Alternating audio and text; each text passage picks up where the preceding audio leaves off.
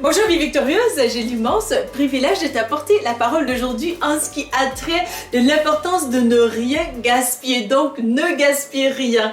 Glorieux Père très saint, je te bénis, je te remercie pour ce moment. Seigneur, tu es tellement merveilleux. Merci pour ta parole, merci pour la joie, Seigneur mon Dieu, de partager ta parole. Merci pour tes bontés, tes faveurs renouvelées envers nous, mais aussi merci pour les moments de jeûne et prière que tu nous as permis de pouvoir passer. Nombreux sont des exploits que tu as fait pendant ces moments, Seigneur.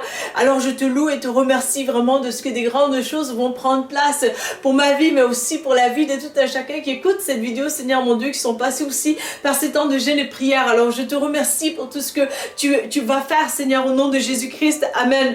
Glorieux Saint-Esprit, je te bénis, je t'honore. Seigneur, tu es tellement waouh. Je te loue et te remercie pour tout ce que tu rends possible aussi dans le ministère Vie Victorieuse. Saint-Esprit, sans toi, rien de cela ne serait possible. Alors je compte sur toi, mon Dieu, mon rocher, au nom de Jésus. Amen. Amen. Donc vraiment, ne gaspille rien. Jésus, c'est quelqu'un qui est un gestionnaire parfait. Parfait, vraiment, tout est sous contrôle. Donc, il n'est pas dans le gaspillage, justement. Il est quelqu'un qui prend soin des bonnes choses et qui les gère bien, qui les garde bien, mais aussi qui prend soin à ce que vraiment l'ordre soit là. Donc, c'est un Dieu qui avance aussi dans les stratégies que Dieu, le Père, lui avait donné justement de faire justement lorsqu'il était sur cette terre. Et nous aussi, nous devons aussi marcher derrière les traces justement de Jésus, en imitant ses pas, parce que le Saint-Esprit qui habite en nous justement nous donne l'ordre de toutes choses. Nous n'avons pas un Dieu de désordre, mais bien sûr un Dieu d'ordre plutôt. Alors vraiment, dans cette dynamique-là, il est important pour nous de comprendre que le Seigneur vraiment, il va avec les stratégies. Donc stratégie vraiment de à qui s'occuper en premier et à qui s'occuper en deuxième lieu et ainsi de suite. Donc il y a une saine gestion des choses. Je vais être très honnête avec toi d'entrée des jeux que vraiment avant d'être vraiment avancée dans ma vie chrétienne et tout, je n'étais pas intelligente dans les stratégies justement parce que lorsque je voyais quelqu'un, je priais tout simplement pour tout le monde que je voyais qui avait de besoins et tout. Je marchais dans la rue et puis je priais tout simplement vers les 2012 surtout aussi. Alors vraiment c'était comme un peu tout ce que je voyais qui n'était pas correct, j'ai prié pour. Oui, c'est important vraiment de prier beaucoup, de prier pour tous les sujets aussi que le Saint-Esprit nous met à cœur justement, mais avec vraiment la sagesse et l'avancement dans le Seigneur justement, je comprends que il y a lieu d'avoir des stratégies justement de combat, des stratégies du fait que vraiment Dieu veut agir aussi de l'intérieur vers l'extérieur justement, et que vraiment nous avons tout intérêt justement à bien gérer cet aspect-là aussi de l'intérieur, justement par des prières, par des jeûnes, à rechercher la face de Dieu, que le Seigneur nous fasse grâce. Oui, il est important aussi de discerner au fait que vraiment l'ennemi peut essayer de venir jouer justement dans nos cordes sensibles, un peu plus au niveau du cocon familial, surtout aussi où l'ennemi peut vouloir aussi faire en sorte que ce qui nous est précieux nous soit éloigné pour que nous, notre regard soit seulement fixé sur qu'est-ce qu'on a de besoin. Donc ça, c'est un piège vraiment à échapper. Mais autre que ça, vraiment, nous avons besoin de travailler de l'intérieur vers l'extérieur justement. Donc, plongeons notre regard dans la parole de Dieu dans Matthieu chapitre 15, verset 21 à verset 28, qui dit ceci. La foi d'une non-juive. Donc, en quittant cet endroit, Jésus s'est rendu dans la région Tyr des Sidons. Et voilà qu'une femme cananéenne qui habitait là vint vers lui et se mit à crier, « Seigneur, fils de David, aie pitié de moi. Ma fille est sous l'emprise d'un démon qui la tourmente cruellement. » Mais Jésus ne lui répondit pas en un mot.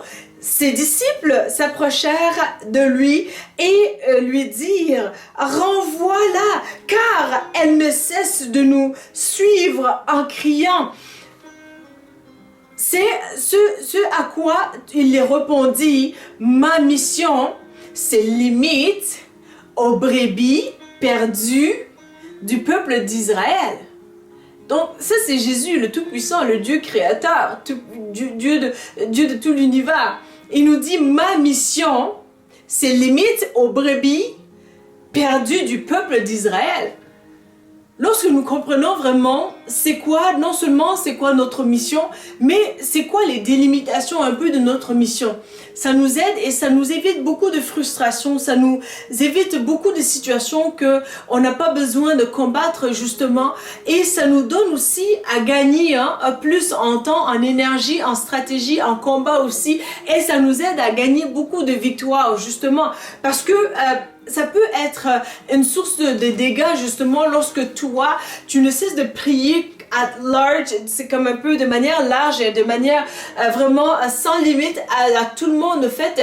Et puis là, tu ne pries pas assez pour ta propre famille, tu ne pries pas assez pour ton église, tu ne pries pas assez pour ta communauté, des gens autour de toi. Tu peux être frustré vraiment que lorsque tu vois certains scénarios et que tu te dis, ben voilà, les autres sont bénis et nous, qu'est-ce qui se passe? Ben c'est parce qu'il y a des combats spirituels justement contre ta vie lorsque tu te lèves en prière pour d'autres vies justement, et toi tu t'es mis peut-être plus en faiblesse aussi lorsque tu ne prends pas garde à toi-même et que tu vas juste de manière large et de manière au fait un peu plus sans objectif justement.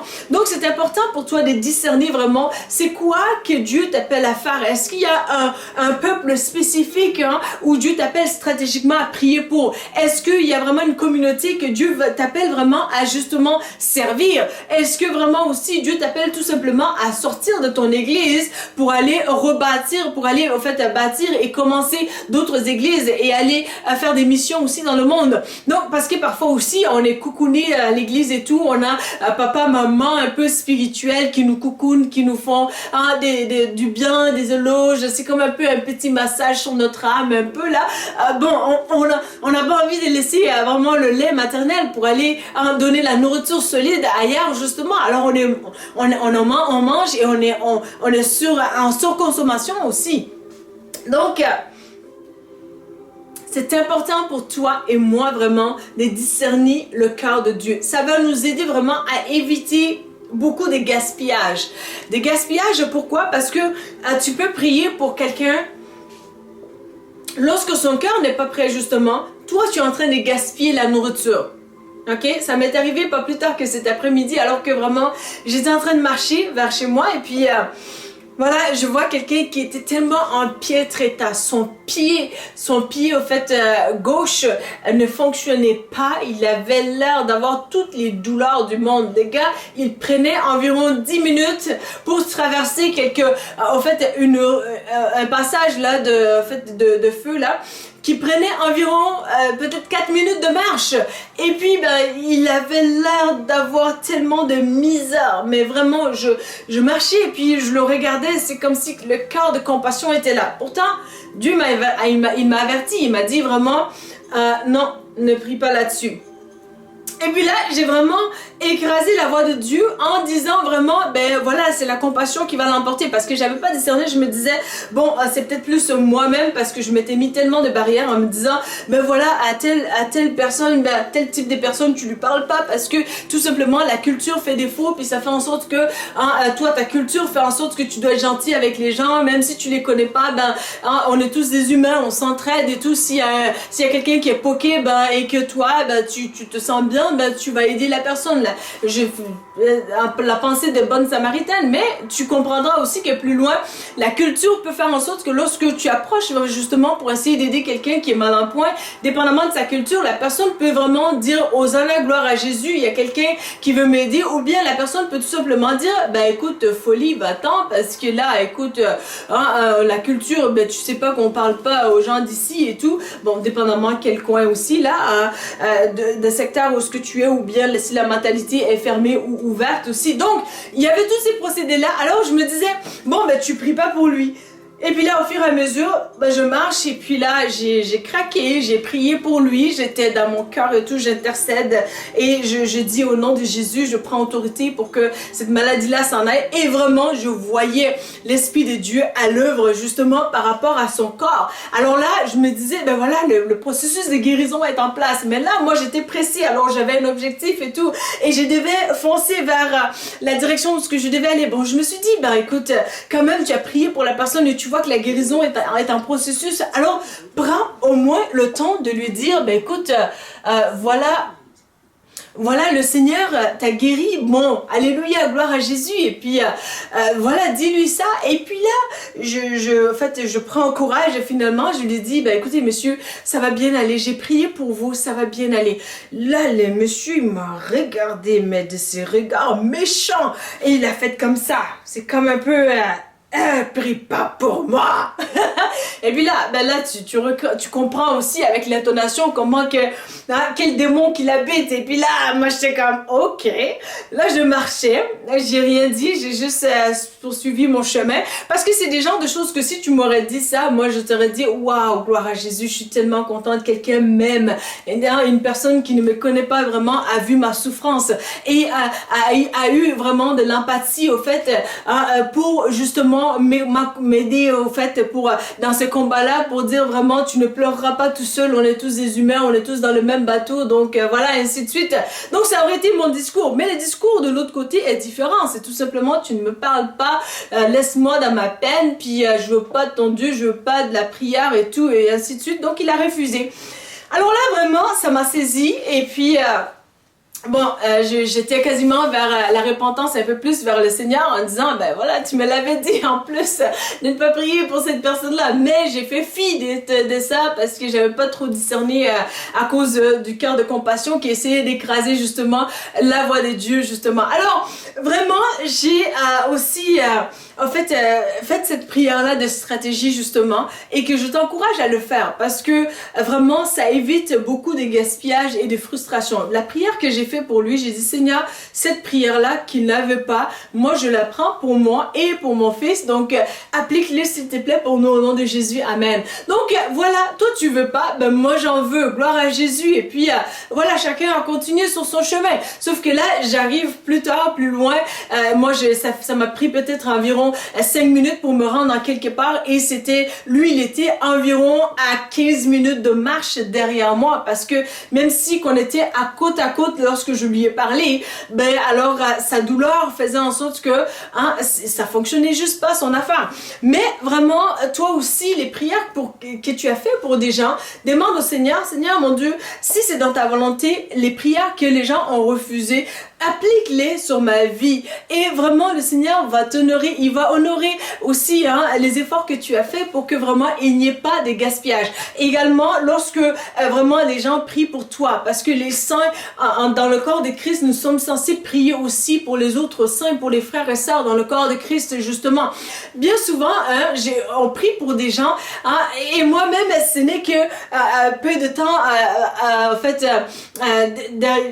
depuis les derniers mois que j'ai commencé vraiment à saisir ces prières que les saints ont fait pour moi. Combien de fois les gens ont prié pour toi, moi je peux prier, Seigneur mon Dieu, accorde de la délivrance, accorde la guérison à des frères et sœurs dans le monde entier au nom de Jésus, amen. Donc voilà, la prière elle est là, mais toi est-ce que tu saisis ta part? Est-ce que tu dis Seigneur, au nom de Jésus, les prières que les saints ont fait pour moi, je les saisis ma part, au nom de Jésus, amen. Donc bon, on n'y va pas aller chercher plus loin que ta part, vraiment sois honnête et intègre devant Dieu, mais au moins saisis ta part, parce que c'est des prières que Dieu ne veut pas gaspiller. Mais toi, est-ce que tu reçois justement aussi ces prières-là? Alors c'est important vraiment de voir à cela, parce que on veut justement marcher dans cette course victorieuse, dans cette vie victorieuse justement, alors que Jésus vraiment, il s'est dit que lui-même, il est venu, il a au fait un objectif spécifique qu'il doit atteindre. Il a dit ma mission c'est limite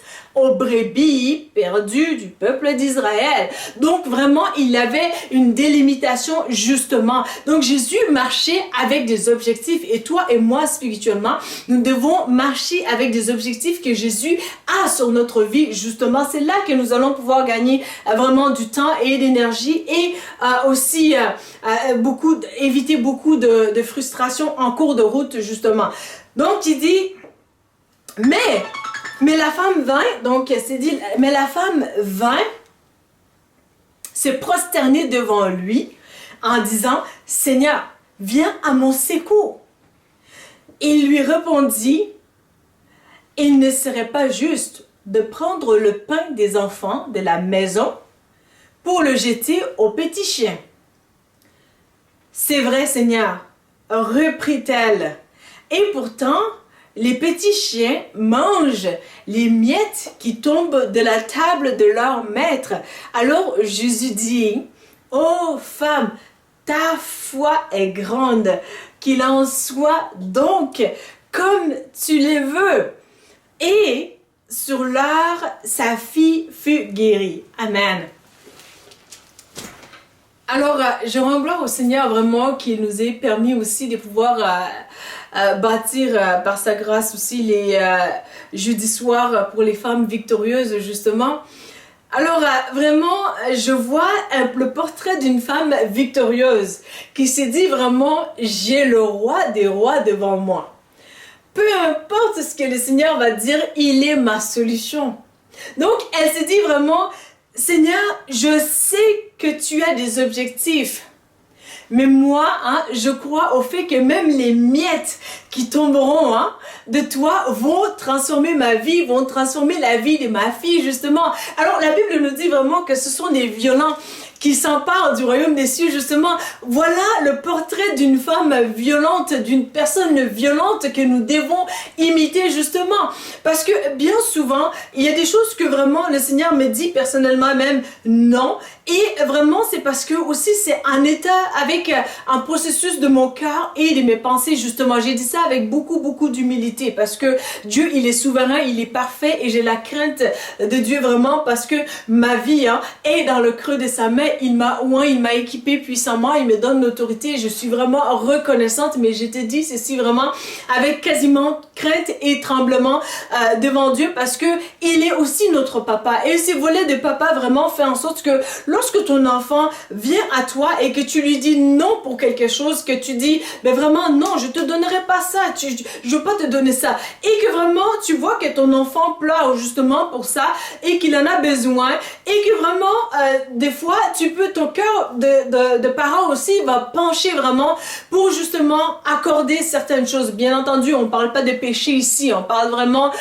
des choses qui sont potentiellement bonnes, mais que notre mentalité, notre pensée n'est pas assez suffisamment mature pour justement concevoir selon la volonté de Dieu justement. Et bien souvent vraiment le Seigneur me disait non pour telle chose, vraiment de faire attention et c'était un non catégorique vraiment bien souvent et vraiment il arrivait que après ces moments-là, lorsque mon cœur devenait un peu plus mature et changeait vraiment et ma mentalité changeait de plus en plus et je comprenais plus de dimensions des choses justement et je voyais vraiment que le Seigneur qui m'avait dit non là, me disait oui là. Le Seigneur ne se contredit pas, mais tout simplement nous avons cette mentalité là aussi de vouloir gaspiller parfois même le fait que Dieu nous dit non, puis on se dit ben voilà on laisse tomber ça, mais non parce que Dieu il prend à cœur que la prière que tu avais fait justement il te transforme. Là il t'avait dit non, mais à cause du fait qu'il est avec toi et que tu continues de prier justement, que tu ne gaspilles pas ton temps à toute autre chose, des activités qui ne sont pas au fait des activités éducatives qui vont apporter des bienfaits sur ton cheminement, sur le fait de ton développement au fait spirituel et émotionnel et physique, qui vont apporter des bienfaits sur ta vie justement. Lorsque à l'inverse au fait tu ne gaspilles pas ta vie justement, tu es en train d'investir dans la bonne direction, eh bien Dieu il veut ajouter à ta vie, il veut ajouter des bonnes choses sur ta vie justement. Et le Seigneur qui t'avait dit non alors que tu avais un cœur de bébé, lorsque vraiment tu grandis avec lui, vraiment tu vas comprendre que peut-être qu'il avait dit non, oui, mais là les choses peuvent changer justement parce que Dieu ne gaspille pas. Donc c'est important pour toi et moi vraiment d'adhérer à cette mentalité là aussi avec cette femme là qui a vu le cœur de compassion de Dieu justement, qui a dit ben Jésus, je sais que il est stratégique, il a dit non, c'est pour une raison, il est le maître, il est le roi, il est le tout-puissant, il est mon créateur, il connaît mieux que moi, il est l'intelligence suprême, mais il a dit non. Mais à cause de son cœur de compassion, je crois qu'il va me faire faveur. Je crois qu'il voit tellement que j'ai cette nécessité de telles choses, ces besoins de telles choses justement. Il va sans dire que je ne suis pas en train d'enseigner le fait que vraiment cette chose soit une source de, de péché pour toi, que ce ne soit pas quelque chose qui est d'idolâtrie ou quoi que ce soit, mais quelque chose qui est important pour toi.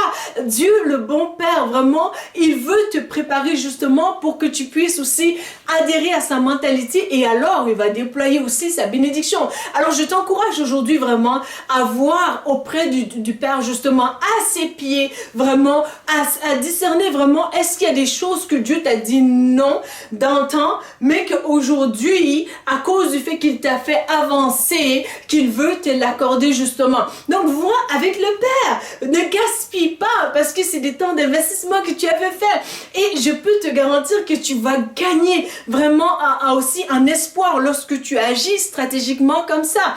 Et je vais terminer par un encouragement aussi.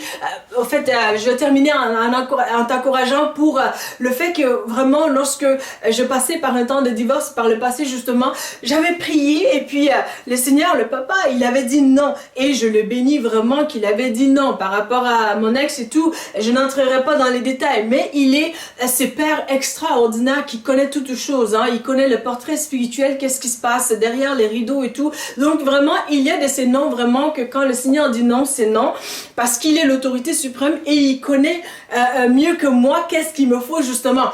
Mais stratégiquement, par sa grâce, par la foi, j'ai été chercher ces prières-là pour dire Seigneur, ces prières que j'avais consacrées pour cela, pour que tu manifestes au fait ta grâce, pour que ce mariage-là d'antan fonctionne, Seigneur, je les prends et je les ramène, Seigneur, stratégiquement dans la relation dans laquelle je suis ou bien dans la relation future, ainsi de suite. Donc vraiment, ça fait en sorte que je ne gaspille pas. Je ne gaspille pas mon temps, des années ou bien des consacrations que j'avais fait, des temps de jeûne et prière que j'avais fait justement pour cela et que vraiment le Seigneur avait dit non et que c'était non. Mais vraiment, même si c'était non, les bénédictions qu'il avait en place pour cela, il les transfère aussi dans la bonne direction. Alors vraiment, je t'encourage à prendre cet exemple-là parce que tu vas être encouragé grandement dans ta foi alors que tu évites de gaspiller justement, mais tu vas aussi pouvoir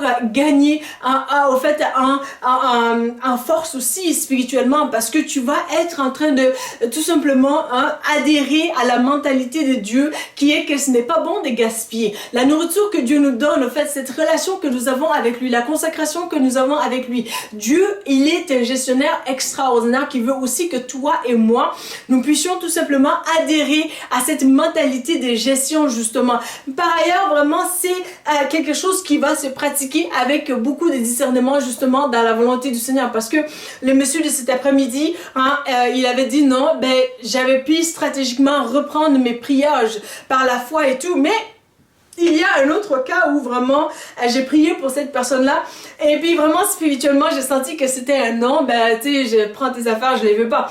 Et vraiment j'ai voulu reprendre mais le Saint-Esprit m'a dit non, tu touches pas. Donc vraiment il va falloir aller avec stratégie et vraiment avec honneur à Dieu justement et de savoir qu'il est le Père souverain tout-puissant qui a soin de nous, qui veut nous amener plus loin que nous ne le pensons parce que sa parole nous dit dans Éphésiens chapitre 3 verset 20 justement que vraiment c'est lui qui peut faire infiniment au-delà de tout ce que nous pouvons penser, imaginer ou demander à lui la gloire. Waouh! Donc vraiment tout ce que mes pensées qui vont peut-être jusqu'au plafond et je me dis waouh, mes pensées sont grandes, sont magnifiques, waouh, je suis contente. Mais vraiment Dieu, c'est au-delà de ces pensées-là justement. Alors vraiment c'est au-delà de notre boîte dans lesquelles nous nous sommes mis des limitations qu'on s'est mis justement pour se dire vraiment voilà ma vie elle sera ainsi et vraiment je vais aller au-delà, je vais faire ci, je vais faire ça, et ainsi de suite. Mais Dieu peut faire au-delà de tout ce que tu n'auras pas pu imaginer ou penser. Très honnêtement, avant de venir à Christ, j'écrivais beaucoup, mais je n'avais aucune idée qu'un jour je serais écrivaine qui va publier des choses, ainsi de suite. Donc, c'était tout simplement des choses que je faisais par plaisir, ainsi de suite et tout. Mais vraiment, lorsque je suis venue à Christ et que je vois les ouvrages qu'il a fait, ça me dépasse, ça dépasse mon imagination, ça dépasse mes pensées. Donc, tout simplement pour te dire aussi que tout ce que tu fais, que tu faisais même, que tu aimais faire, je crois qu'avec ces temps de jeûne et prière aussi qu'on avait pu faire aussi, ces 10 jours de jeûne et prière, le Seigneur peut stratégiquement justement redonner vie et reçoit là au nom de Jésus, redonne vie aussi à tes rêves d'antan, à tes visions d'antan, vraiment que tu pensais que c'était fini, que tu avais même prié pour ces rêves-là, et à un moment donné, peut-être que tu t'étais découragé, tu avais laissé ça un peu sur la glace, et en te disant, ben bon, si Dieu le veut, ça va se réaliser, si Dieu ne veut pas, ben ça ne se réalisera pas. Ben ces rêves-là, aujourd'hui, c'est possible. Reçois au nom de Jésus vraiment la vie sur tes rêves, sur tes passions, sur vraiment les visions que Dieu t'a données justement, et que c'est possible. Je m'accorde avec toi aujourd'hui que tu vas pouvoir les réaliser pour la gloire de Jésus, dans le nom de Jésus-Christ de Nazareth. Amen. Amen. Donc, voilà les messages que j'avais sur le cœur pour toi aujourd'hui. Si tu as aimé ces messages, n'hésite pas à les liker, n'hésite pas à les partager, n'hésite pas à t'abonner à notre chaîne pour ne pas manquer de prochaines vidéos. Il m'a fait très plaisir de te servir aujourd'hui et je te dis à bientôt pour une prochaine vidéo. Merci. La Bible mentionne que si vous confessez Jésus-Christ comme Sauveur et Seigneur, que vous serez sauvés. Pour l'accepter, il vous suffit de dire ces mots avec moi. Seigneur Jésus, je te demande pardon pour mes péchés. Viens dans mon cœur. Je t'accepte comme mon Sauveur et mon Seigneur. Donne-moi ton Saint-Esprit et conduis-moi sur le chemin de la vie éternelle. Amen.